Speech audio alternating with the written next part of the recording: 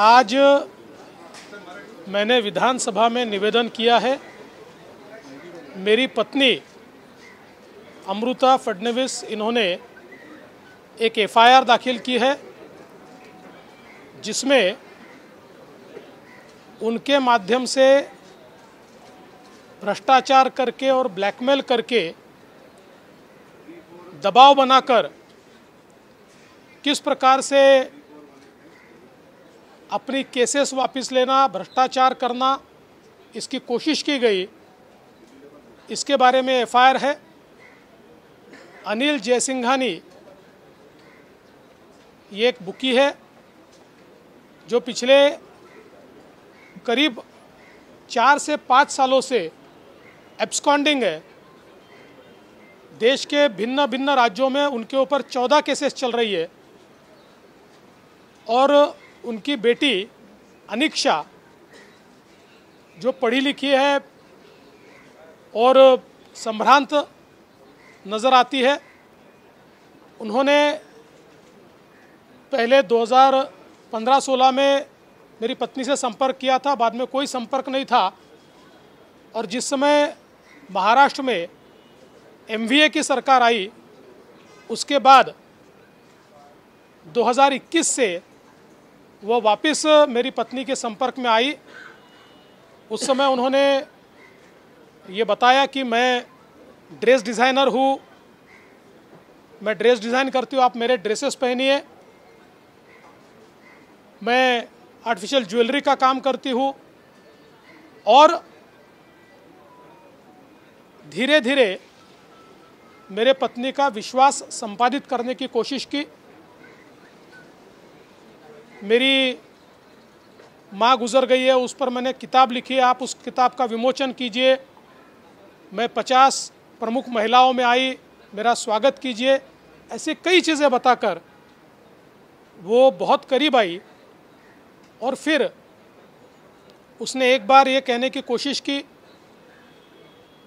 कि मेरे जो पिताजी है वो पुलिस को इन्फॉर्म करते थे, बुकीज़ को पकड़ कर देते थे और उसके बदले में पैसा मिलता था और ये काम में आप मुझे मदद कीजिए। और ये बोलना उसने शुरू किया।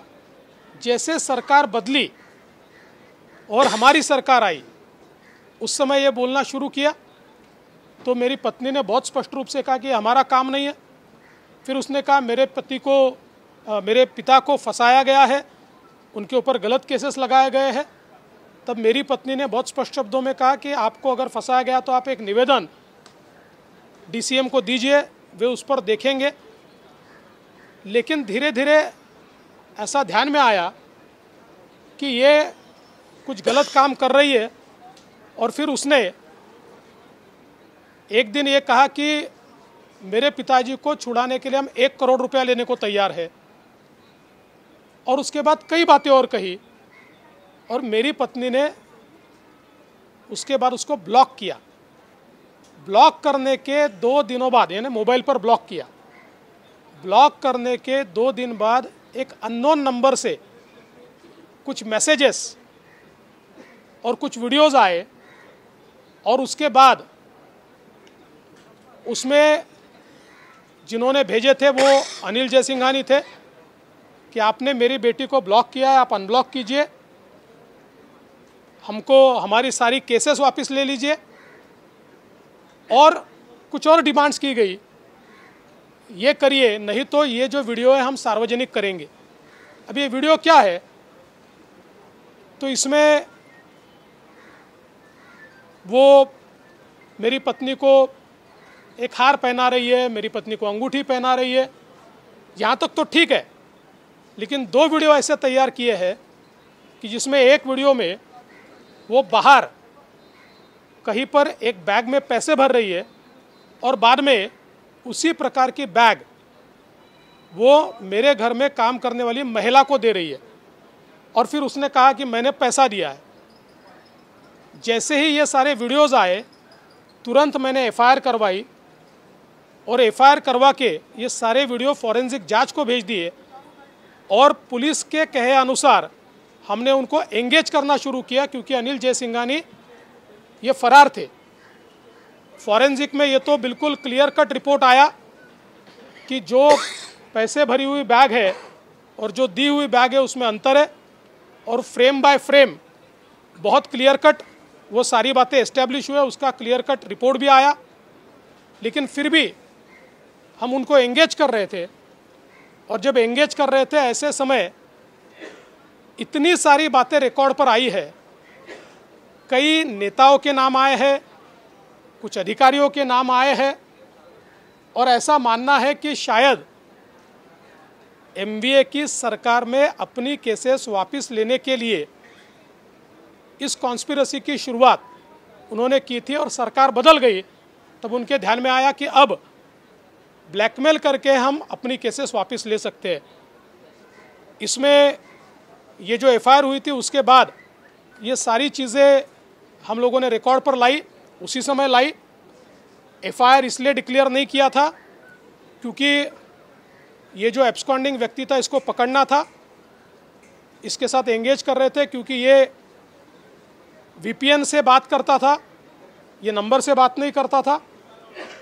इसलिए ये सारी चीज़ें जैसे जैसे बाहर आई, किंतु चूँकि एफआईआर हुआ था और वो एफआईआर होने के 2 दिन में कोर्ट भेजना पड़ता है, इसलिए उसकी एक खबर आई, और खबर आने के बाद उसके ऊपर कार्रवाई तो हुई, लेकिन अभी भी ये व्यक्ति छपड़ा नहीं है।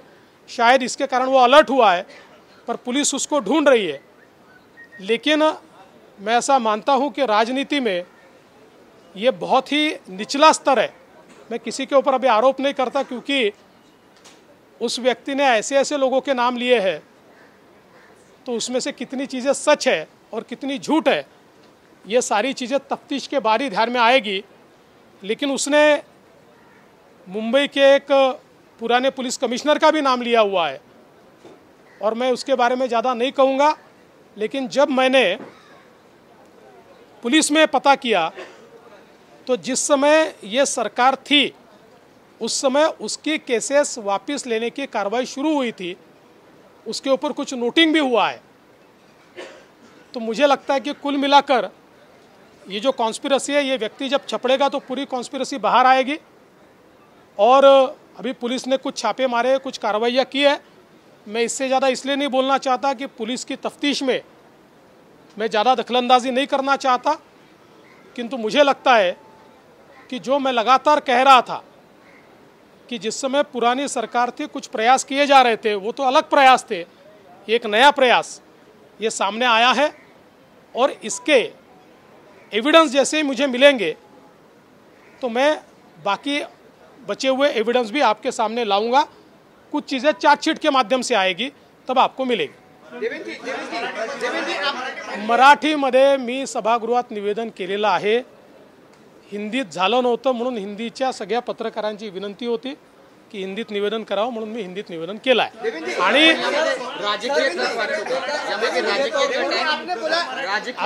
असं हे राजकीय कट आहे की नाही हे लवकरच ठरेल।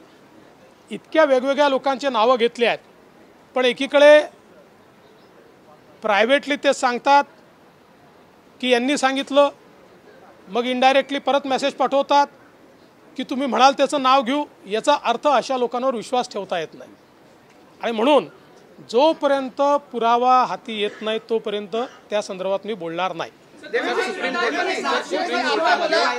जी, आपने बोला कि इससे पहले भी एक पूर्व मंत्री ने आप पर कुछ आरोप लगाए थे, उस केस से इस केस का कुछ लिंक है क्या? उस केस से इसका कोई ताल्लुकात दिखता नहीं है। देवेंद्र जी, आपने बोला कि कई अधिकारी इसमें शामिल हैं, क्या जब उनके नाम पता चलेंगे तो सरकार कार्रवाई करेगी? आप देखिए, ऐसा है, उन्होंने कई लोगों के नाम लिए हैं, इसका मतलब वो सच है या नहीं है इसकी तफ्तीश किए बिना तो नहीं किया जा सकता। कल को कोई हमारा नाम ले ले तो थोड़ी हम कोई दोषी होते, इसलिए उसकी तफ्तीश होगी। जो बातें उन्होंने कही है, क्योंकि हम लोग तो एंगेज कर रहे थे, तो एंगेज करने में कुछ बातें उन्होंने मोबाइल पर कही है, कुछ उनकी बेटी ने प्राइवेटली कही है, उसको भी हमने उसी समय पुलिस को बताया है। तो ये पूरी केस डायरी चल रही थी, ये थोड़ा और समय शायद मिल जाता तो ये व्यक्ति भी हाथ में आ जाता। नहीं, मुझे अभी उसका अपडेट नहीं है। कपिल सिब्बल यांनी सुप्रीम कोर्टामध्ये एक युक्तिवाद केला, त्यात ते म्हणाले, देखिए मैं इसके बारे में इससे ज़्यादा नहीं बोलना चाहता। आप भी इसमें अटकलें मत लगाइए, जल्दी कई चीज़ें बाहर आएगी और चार्जशीट में तो बहुत ज़्यादा चीज़ें आएगी, क्योंकि कुछ फॉरेंसिक रिपोर्ट आए हैं, कुछ आने बाकी है। कैसे वीडियो में पीछे से आवाज़ लगाई गई, ये चीज़ें भी ध्यान में आ रही है, तो ये सारी चीज़ें जल्दी बाहर आएगी।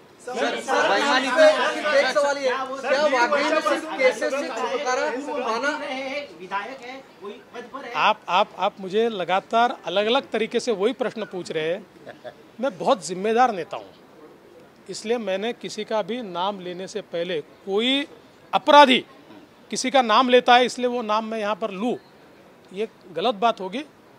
हाँ, उसमें अगर कोई भी सुराग मिलेगा तो नाम मैं पक्का लूँगा।